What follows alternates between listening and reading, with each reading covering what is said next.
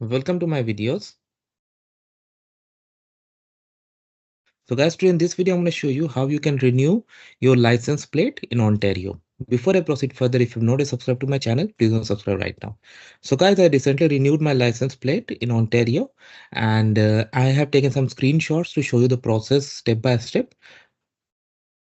But yeah, because of some confidential information, some places I have removed some identifiable information. The very first thing you do, go to Google, search for like Ontario license plate renewal. You'll get a site. You come here. Okay. Now, the very first thing you need to select here is whether your address has been changed or not. So, if yes, you need to notify them. There's a rule, but in my case, it was no, so I did. And then what you have to do here in this vehicle information, you need to put your license plate number and permit number. If you don't know what the permit number is, you can just click on this question mark. It will show you that vehicle registration document that you have, where exactly to pick that up.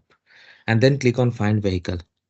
If the system is able to find vehicle, it will also give you the option like, do you want to renew it for 2 year or 1 year? Now it's free, but it needs to be done. Okay. So I selected 2 year.